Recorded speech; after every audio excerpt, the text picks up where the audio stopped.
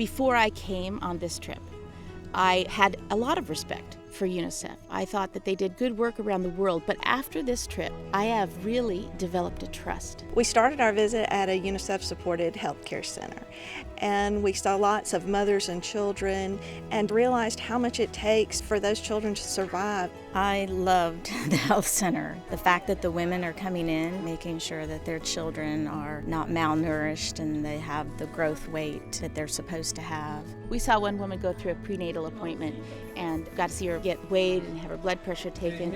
The words life-saving that I would read about were really being activated. I saw babies that would not have been there a year ago. We had a chance to visit a primary school, and the enthusiasm of the children was just amazing. When we drove up in the UNICEF truck and they saw that it was UNICEF, there was a definite recognition and an excitement in their faces. UNICEF's focus is to train teachers and to teach the kids about sanitation. The students have a water pump in their schools that provides them with clean, safe water, and without that, they can get illnesses that can actually kill them.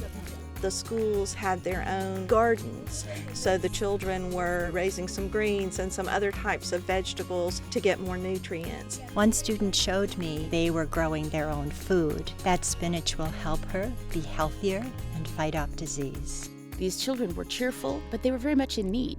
What I saw was hard to see in some ways because they didn't have enough of everything. The kids don't have enough to eat. They sit in a classroom all day, some of them with nothing. But yet, they still had a spirit. They want to learn.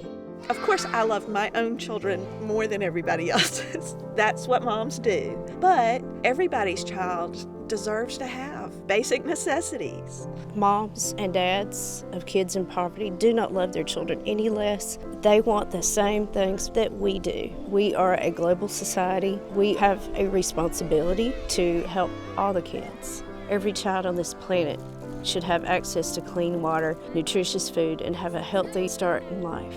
When I see these children in need and look in the eyes of the mothers that I met, I saw a tremendous amount of hope. The hope that UNICEF was there and the potential for their children's future.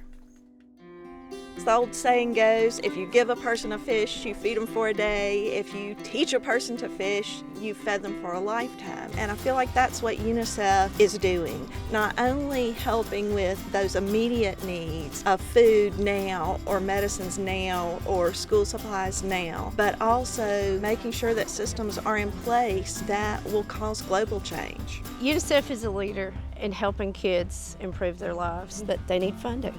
And any amount helps. Just pennies a day can make such a huge difference. A little bit goes a long way. And what I've seen here is that that's extremely true. That these kids don't need a ton of money, but they do need money that will help them survive. So many people are skeptical, thinking that my money is not really going to go to what they say it's going to go to. But I can guarantee that it is going to help children.